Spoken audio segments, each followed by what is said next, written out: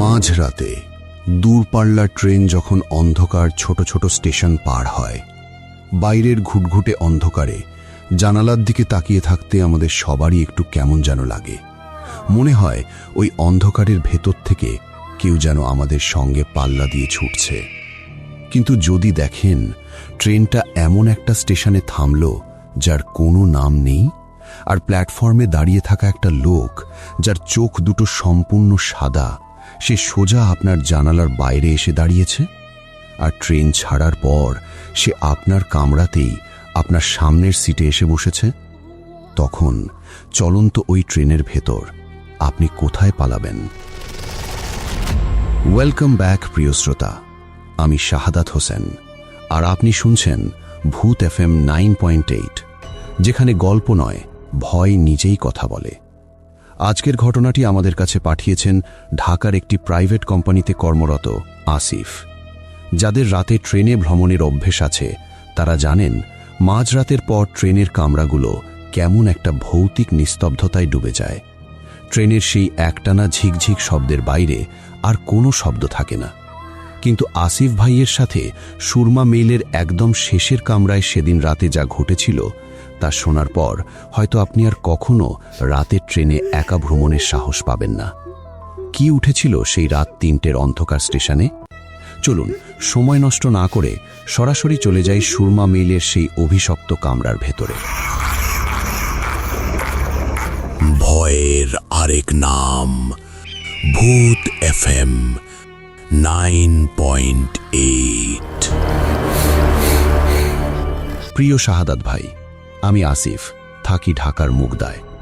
আমি জানি না আমার এই কথাগুলো কেউ বিশ্বাস করবে কিনা, কারণ আমরা সবাই ভাবি ট্রেনের মতো একটা চলমান জায়গায় যেখানে আরও মানুষজন থাকে সেখানে অন্তত ভৌতিক কিছু ঘটতে পারে না।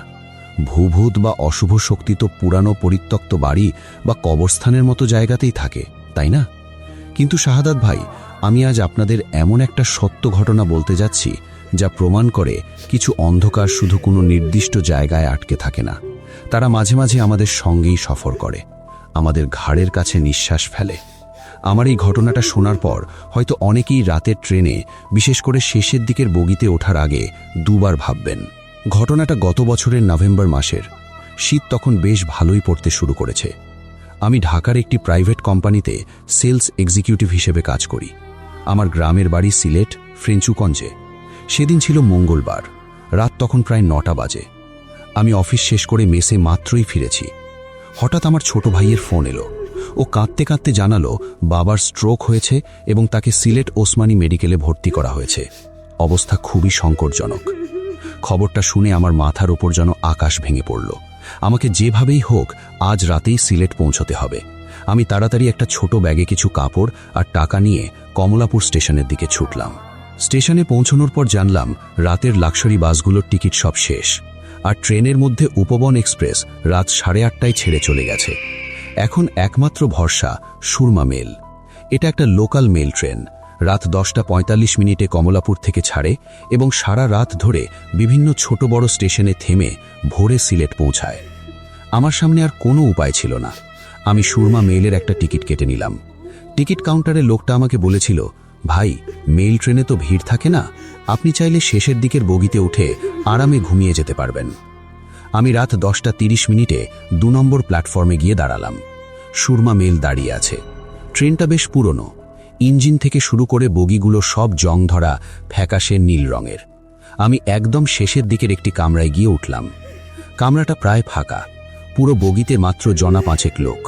সবাই যার যার মতো ছড়িয়ে ছিটিয়ে সিট দখল করে শুয়ে পড়ার প্রস্তুতি নিচ্ছে।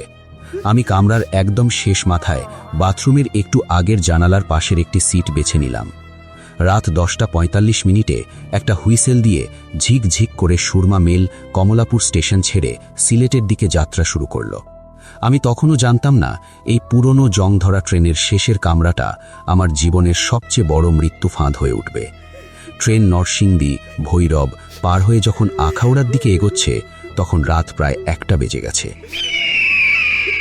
বাবার চিন্তায় আমি খুব অস্থির ছিলাম, কিন্তু সারাদিনের কাজের ক্লান্তি আর ট্রেনের একটানা দুলুনির কারণে কখন যে আমার চোখ লেগে এসেছিল আমি জানি না। হঠাৎ আমার ঘুম ভেঙে গেল একটা তীব্র ঠান্ডার কারণে। নভেম্বর মাসের শীত, কিন্তু এই ঠান্ডাটা স্বাভাবিক শীতের মতো ছিল না।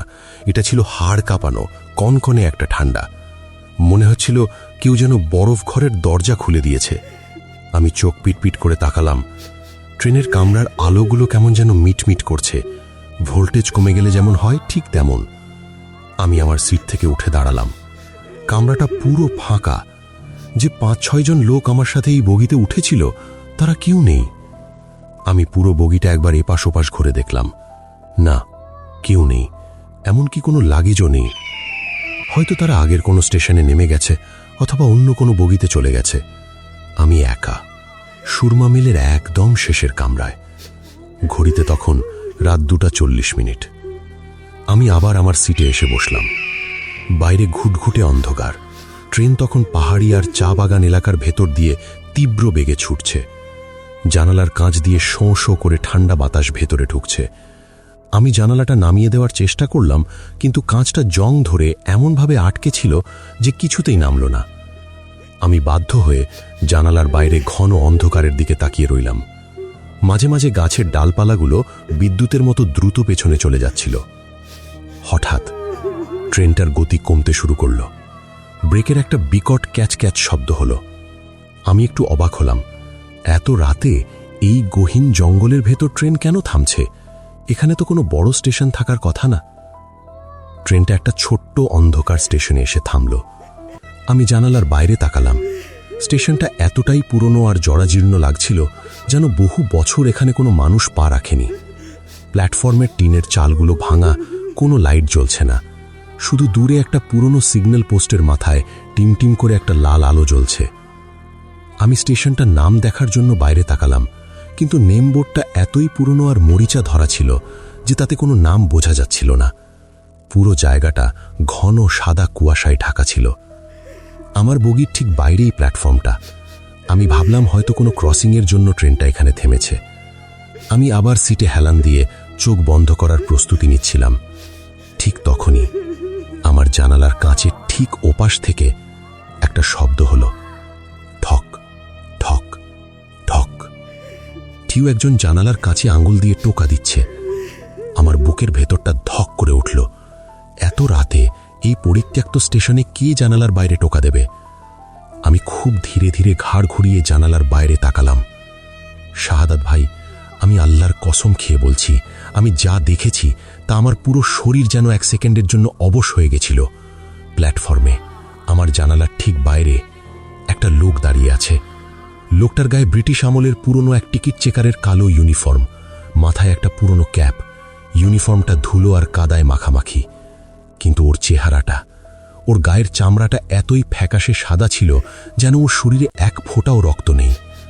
আর সবচেয়ে ভয়ঙ্কর ছিল ওর চোখ দুটো। ওর চোখে কোনো কালো মণি ছিল না, পুরো চোখটাই সাদা। পুরো চোখটা একটা ঘোলাটে সাদা পর্দায় ঢাকা, ঠিক যেন অনেক দিন মরে পড়ে থাকা কোনো মাছের চোখ। সেই সাদা মরা চোখ দুটো দিয়ে লোকটা সোজা আমার দিকে তাকিয়েছিল, আর ওর ঠোঁটের এক কোণায় একটা বিকৃত পৈশাচিক হাসি ঝুলেছিল। ওর লম্বা ফ্যাকাশে আঙুলগুলো দিয়ে জানালার কাছে আবার টোকা দিল, ঠক ঠক ঠক। আমি নিঃশ্বাস নিতে পারছিলাম না। আমার গলা শুকিয়ে কাঠ হয়ে গেছে। আমি একটা চিৎকার দিতে চাইলাম, কিন্তু আমার গলা দিয়ে কোনো শব্দ বেরোলো না। ঠিক সেই মুহূর্তে ট্রেনের হুইসেল বেজে উঠল। ঝিক ঝিক করে ট্রেনটা আবার চলতে শুরু করল। আমি স্বস্তির নিঃশ্বাস ফেললাম। যাক, ট্রেনটা ছেড়ে দিচ্ছে, আমি ওই জিনিসটা থেকে দূরে চলে যাচ্ছি। কিন্তু আমি যখন আবার জানালার দিকে তাকালাম, আমি দেখলাম ট্রেন চলতে শুরু করলেও লোকটা প্ল্যাটফর্মে দাঁড়িয়ে নেই। সে আমার জানালার সাথে সাথে হাঁটতে শুরু করেছে। ট্রেনের গতি বাড়ছে আর লোকটার হাঁটার গতিও বাড়ছে। সে আমার জানালার ঠিক বাইরে ট্রেনের সাথে পাল্লা দিয়ে দৌড়াচ্ছে, আর ওই সাদা চোখ দুটো দিয়ে এক দৃষ্টে আমার দিকে তাকিয়ে হাসছে। আমার মনে হলো আমার হার্ট অ্যাটাক হয়ে যাবে। আমি 2 হাত দিয়ে নিজের চোখ চেপে ধরলাম। আল্লাহ, আমাকে বাঁচাও, ইয়া আল্লাহ। আমি পাগলের মতো বিড়বিড় করতে লাগলাম। কয়েক সেকেন্ড পর ট্রেনের গতি যখন অনেক বেড়ে গেল, আমি চোখ খুললাম। বাইরে কেউ নেই, শুধু ঘুটঘুটে অন্ধকার আর গাছের ছায়া। আমি হাঁপাতে হাঁপাতে সিটে হেলান দিলাম। আমার পুরো শরীর ঘামে ভিজে গেছে। আমি ভাবলাম হয়তো আমি কোনো ভয়ঙ্কর হ্যালোসিনেশন দেখেছি, কিন্তু আমি জানতাম না আসল বিভীষিকা তখনও শুরুই হয়নি। আমি চোখ বন্ধ করে নিজেকে শান্ত করার চেষ্টা করছিলাম।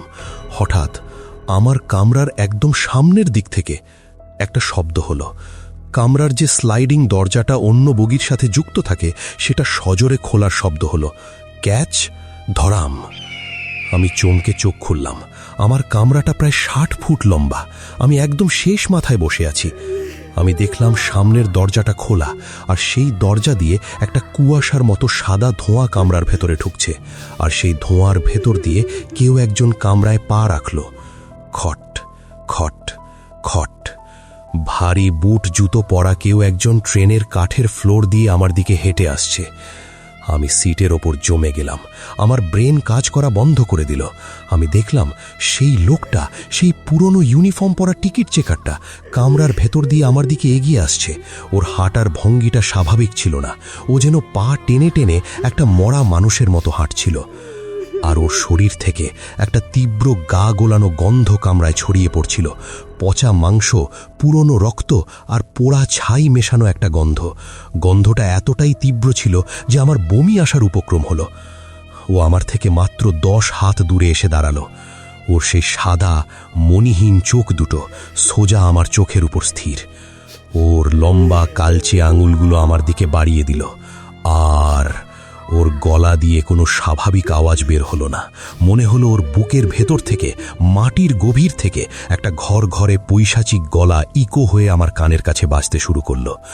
তোর টিকিটটা তো মেয়াদোত্তীর্ণ হয়ে গেছে আসিফ, তোকে এখন আমার সঙ্গে নামতে হবে। আয়, আমরা অন্ধকার স্টেশনে যাব। সেই ভারী কর্কশ গলাটা আমার মাথার ভেতর হাতুড়ির মতো বাজতে লাগলো। ও আমাকে আমার নাম ধরে ডাকছে, কিন্তু আমি তো কোনোদিনই রুটে যাইনি। ওকে আমি চিনি না, আর সবচেয়ে বড় কথা, ও তো কোনো মানুষ না। আমার চোখের সামনে সেই লোকটা, সেই সাদা চোখের টিটি পা টেনে টেনে আমার সিটের দিকে এগিয়ে আসছে। খট খট খট। ওর শরীরের সেই পচা মাংস আর পুরনো চামড়ার গন্ধটা এতটাই তীব্র হয়ে উঠছিল যে আমার মনে হচ্ছিল আমি শ্বাস নিলেই আমার ফুসফুস পচে যাবে। আমি আর 1 সেকেন্ডও সিটে বসে থাকতে পারলাম না। আমার জীবনের সবটুকু শক্তি এক করে আমি এক লাফে সিট থেকে উঠে দাঁড়ালাম। আমি পেছনের দিকে, অর্থাৎ ট্রেনের একদম শেষ বাথরুমের দিকে দৌড় দেওয়ার জন্য ঘুরলাম। কিন্তু যখন আমি ঘুরলাম, আমার শরীর যেন কারেন্টের শক খেল। আমি দেখলাম বাথরুমের ঠিক আগের যে প্যাসেজটা, সেখানে আরেকটা লোক দাঁড়িয়ে আছে। না, আরেকটা লোক না, ওটা সেই একই লোক যাকে আমি একটু আগে আমার সামনের দিকে দেখেছিলাম। সে এক পলকে আমার পেছনে এসে দাঁড়িয়েছে। ওর সেই মণিহীন সাদা চোখ দুটো আমার দিকে স্থির, ওর মুখে সেই বিভৎস চেরা হাসিটা। ওর লম্বা কালচে আঙুলগুলো আমার দিকে বাড়িয়ে দিল। তুই কোথায় যাবি আসিফ? চলন্ত ট্রেন থেকে কেউ পালাতে পারে না, আয়। আমি 2 হাত দিয়ে নিজের চোখ চেপে ধরে ফ্লোরে বসে পড়লাম। আল্লাহ, আমাকে বাঁচাও, ইয়া আল্লাহ। আমি পাগলের মতো বিড়বিড় করতে লাগলাম। আমি বুঝতে পারছিলাম আমি কোনো মানুষের ফাঁদে পড়িনি। আমি একটা শয়তানের মায়াজালে আটকে পড়েছি।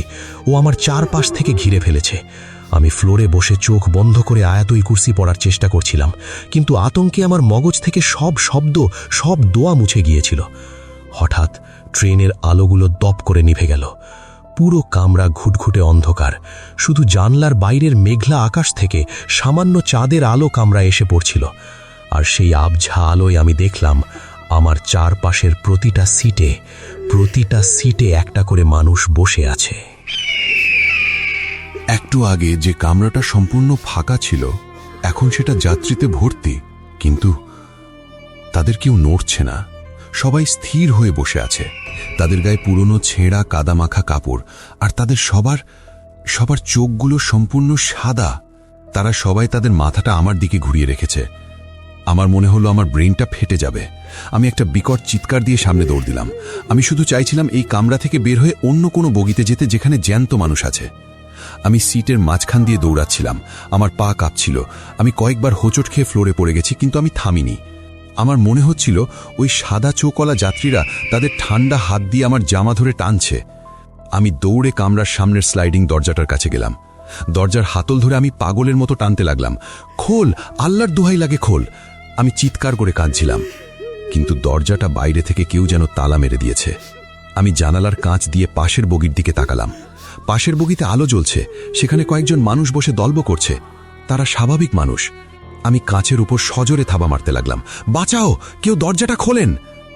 কিন্তু তারা কেউ আমার শব্দ শুনতে পাচ্ছিল না। যেন এই কামরা আর পাশের কামরার মাঝখানে কোনো অদৃশ্য দেওয়াল তৈরি হয়ে গেছে। আর ঠিক সেই মুহূর্তে আমার পেছনে সেই ভারী বুট জুতোর শব্দটা আবার শুরু হলো। খট খট খট। সেই টিটি আমার দিকে এগিয়ে আসছে। আমি ঘুরে দাঁড়ালাম। ও আমার থেকে মাত্র 5 হাত দূরে। ওর মুখের সেই হাসিটা তখন আর হাসির মতো লাগছিল না, ওটা একটা পৈশাচিক গর্জনে পরিণত হয়েছে। তুই আমার বগি থেকে বেরোতে পারবি না আসিফ, তোকে আমার সাথে ওই স্টেশনে যেতেই হবে। ওর হাতটা তুলল। আমি দেখলাম ওর হাতের আঙুলগুলো থেকে কালো ধোয়ার মতো কিছু একটা বেরোচ্ছে। আমি আর কোনো উপায় না দেখে কামরান এক কোনায় থাকা একটা ছোট স্টোর রুম বা ইলেকট্রিক প্যানেলের রুমের দিকে দৌড় দিলাম। দরজাটা খোলা ছিল। আমি এক লাফে ভেতরে ঢুকে দরজাটা ভেতর থেকে লক করে দিলাম। রুমটা খুব ছোট আর অন্ধকার। আমি দরজার সাথে পিঠ ঠেকিয়ে ফ্লোরে বসে পড়লাম। আমার হৃৎস্পন্দন তখন কানের কাছে ড্রামের মতো বাজছিল। আমি হাঁপাচ্ছিলাম। বাইরে থেকে কোনো শব্দ আসছিল না। ট্রেনের একটানা ঝিকঝিক শব্দ ছাড়া আর কিচ্ছু নেই। আমি একটু স্বস্তির নিঃশ্বাস ফেললাম। ভাবলাম হয়তো ওটা ভেতরে ঢুকতে পারবে না। আমি পকেট থেকে মোবাইলটা বের করে ফ্ল্যাশ লাইট অন করলাম। কিন্তু ফ্ল্যাশ লাইটের আলোয় আমি যা দেখলাম তা আমার এতদিনের সব যুক্তিবোধকে এক মুহূর্তে ভেঙে দিল। আমি যে রুমটায় ঢুকেছিলাম ওটা কোনো স্টোর রুম ছিল না, ওটা ছিল ট্রেনের বাথরুম। আর বাথরুমের বেসিনের ওপরে একটা পুরনো মরচে ধরা আয়না লাগানো ছিল। আমি আয়নার দিকে তাকালাম। আয়নায় আমি আমার নিজের মুখ দেখতে পাচ্ছিলাম না। আমি দেখলাম আমার ঠিক পেছনে বাথরুমের বন্ধ দরজার সাথে মিশে সেই টিটি দাঁড়িয়ে আছে। ও আয়নার ভেতর দিয়ে আমার দিকে তাকিয়ে সেই বিকৃত হাসিটা হাসছে। ওর মুখ থেকে সেই পচা মাংস আর সালফারের গন্ধটা বাথরুমের গুমোট বাতাসে ভরে গেল। আমি স্থির হয়ে গেলাম। আমি পেছনে তাকাতে পারছিলাম না। আমি আয়নার ভেতর দিয়ে দেখলাম ওর লম্বা ফ্যাকাশে হাতটা ধীরে ধীরে আমার কাঁধের দিকে বাড়িয়ে দিল। আমি স্পষ্ট অনুভব করলাম একটা বরফ শীতল হাত আমার ডান কাঁধের ওপর এসে বসল। আমার পুরো শরীর প্যারালাইজড হয়ে গেল। আমার নিঃশ্বাস বন্ধ হয়ে আসছিল। ও আমার কানের একদম কাছে মুখ নিয়ে এসে ফিসফিস করে বলল, তোর সময় শেষ আসিফ, আয়। আমার চোখের সামনের পৃথিবীটা ঘুরতে শুরু করলো। আমি আর আমার স্নায়ু ধরে রাখতে পারলাম না। আমি একটা দম বন্ধ করা গোঙানি দিয়ে বাথরুমের ফ্লোরে জ্ঞান হারিয়ে লুটিয়ে পড়লাম। শেষবারের মতো আমার মনে হলো আমি যেন একটা গভীর অন্ধকার গর্তের ভেতর পড়ে যাচ্ছি। যখন আমার জ্ঞান ফিরল তখন চারপাশে আলোয় ভরে গেছে। আমি চোখ মেলে দেখলাম আমি প্ল্যাটফর্মে একটা বেঞ্চের উপর শুয়ে আছি। আমার চারপাশে কয়েকজন লোক আর পুলিশ দাঁড়িয়ে আছে। আমার মাথা প্রচণ্ড ব্যথা করছিল। আমি উঠে বসার চেষ্টা করলাম। একজন পুলিশ অফিসার এগিয়ে এসে বললেন, যাক, জ্ঞান ফিরেছে। ভাই, আপনি ঠিক আছেন? আপনার নাম কি? আমি কাঁপতে কাঁপতে বললাম, আমি আসিফ। আমার ভাই, বাবা অসুস্থ। আমি সুরমা মেলে ছিলাম। অফিসার একটু অবাক হয়ে বললেন, সুরমা মিল? আপনি কি পাগল হয়েছেন? আপনি তো প্ল্যাটফর্মে বেহুশ হয়ে পড়েছিলেন। আমি চিৎকার করে বললাম, না, আমি সুরমা মেলের শেষ কামরায় ছিলাম। ওই টিটি, ওটা মানুষ ছিল না। ওর চোখ সাদা ছিল। ও আমাকে বাথরুমে আটকে ফেলেছিল। আমার কথা শুনে পুলিশের চেহারায় একটা অদ্ভুত পরিবর্তন এলো। তিনি তার পাশের একজন বয়স্ক রেলওয়ের গার্ডের দিকে তাকালেন। গার্ড চাচা একটা দীর্ঘ শ্বাস ফেলে আমার কাছে এসে বসলেন। ওনার চোখ দুটো খুব গম্ভীর। উনি নিচু গলায় বললেন, বাবা, তুমি বেঁচে গেছ। আল্লাহ তোমার হায়াত রাখছিল। তুমি যে স্টেশনটায় নামছ এটার নাম সাতগাঁও। এটা একটা পরিত্যক্ত স্টেশন। অনেক আগে এখানে একটা বড় ট্রেন অ্যাক্সিডেন্ট হয়েছিল। সুরমা মেইলের শেষ কামরাটা লাইনচ্যুত হইয়া এই প্ল্যাটফর্মের পাশেই উল্টাইয়া পড়ছিল। ওই বগির সব যাত্রী আর একজন টিটি ওই অ্যাক্সিডেন্টে মারা যায়। এরপর থাইকা রাত ৩টার পর সুরমা মেইল যখন এই স্টেশন পার হয়, মাঝে মাঝে ওই পুরনো বগিটা আর ওই টিটিরে দেখা যায়। যারা ভুল কইরা ওই শেষ কামরায় ওঠে তারা আর জ্যান্ত ফিরে আসে না। তুমি কেমনে বাইচা গেলা আমি জানি না, কিন্তু তুমি যে বাথরুমে ঢুকছিলা ওই বাথরুমের দরজা ভাইঙাই আমরা তোমারে অজ্ঞান অবস্থায় উদ্ধার করছি। কথাটা শোনার পর আমার মনে হলো আমার মাথার ওপর দিয়ে একটা বুলডোজার চলে গেল। আমি তোতলাতে তোতলাতে বললাম, তাহলে তাহলে আমি কার টিকিট চেক করছিলাম? ওই বগির মানুষগুলো কারা ছিল? গার্ড চাচা আমার কাঁধে হাত রেখে বললেন, ওরা সবাই ওই অ্যাক্সিডেন্টে মারা যাওয়া যাত্রী। ওরা এখনও ওই ট্রেনেই ঘোরে, নতুন যাত্রীর খোঁজে। আমি সেদিনই সিলেট পৌঁছাই। বাবার অবস্থা একটু ভালো ছিল। আমি তাকে নিয়ে কয়েকদিন পর ঢাকায় ফিরে আসি। বিজ্ঞান হয়তো বলবে আমি হ্যালুসিনেশন দেখেছি। ট্রমার কারণে আমার ব্রেন আমার জন্য একটা ভুতুরে জগৎ তৈরি করেছিল।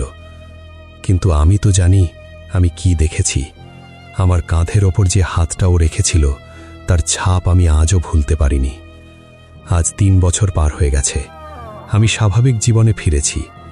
কিন্তু শাহাদাত ভাই, আমি একটা চরম সত্য বুঝতে পেরেছি। অশুভ শক্তি সবসময় মানুষের ভয় আর একাকিত্ব নিয়েই খেলে।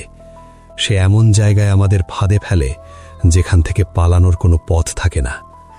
আর আজও যখন আমি কোনো ট্রেনের আওয়াজ শুনি বা রাতের বেলা কোনো স্টেশনের পাশ দিয়ে যাই, আমার মনে হয় ওই সাদা চোখের লোকটা আজও কোনো চলন্ত ট্রেনের শেষ কামরায় তার পুরনো ইউনিফর্ম পরে আমার জন্য অপেক্ষা করছে। আমি আমার গল্পটা এখানেই শেষ করছি। শাহাদাত ভাই, যারা রাতে ট্রেনে যাতায়াত করেন তাদের শুধু একটা কথাই বলবো, মাঝরাতে ট্রেন যদি কোনো অন্ধকার অচেনা স্টেশনে থামে আর জানলার বাইরে যদি দেখেন কেউ আপনার দিকে তাকিয়ে হাসছে, ভুল করেও তার দিকে তাকাবেন না। আর ট্রেনের একদম শেষের কামরায় কখনো একা উঠবেন না, কারণ হয়তো ওই কামরাটা আপনার জন্য খালি রাখা হয়নি। ধন্যবাদ ভাই, ভালো থাকবেন। প্রিয় শ্রোতা, স্তব্ধ হয়ে যাওয়ার মতো একটা অভিজ্ঞতা। সুরমা মেইলের এই ঘটনা প্রমাণ করে কিছু অভিশাপ বছরের পর বছর ধরে চলন্ত ট্রেনের কামরায় আটকে থাকতে পারে। এই ঘটনাটি আপনাদের কেমন লাগলো কমেন্টে জানাবেন। আপনার সাথে যদি এমন কোনো গা ছমছমে ঘটনা ঘটে থাকে আমাদের কাছে পাঠাতে পারেন। আপনার পরিচয় সম্পূর্ণ গোপন রাখা হবে, ছদ্মনাম ব্যবহার করা হবে। আর হ্যাঁ, আজকের এপিসোড শোনার পর যদি আপনি কখনো রাতে ট্রেনে একা থাকেন আর জানলার কাছে নিজের প্রতিবিম্বের দিকে তাকালে যদি দেখেন আপনার পেছনের সিটে বসা লোকটার চোখে কোনো পলক নেই, তাহলে ভুল করেও পেছনে তাকাবেন না, কারণ সে হয়তো আপনার জন্যই অপেক্ষা করছে, তার সঙ্গে ওই অন্ধকার স্টেশনে নামার জন্য। আপনি শুনছিলেন ভূত FM 9.8, ভয়, রহস্য আর অজানার ঠিকানা। শুভরাত্রি।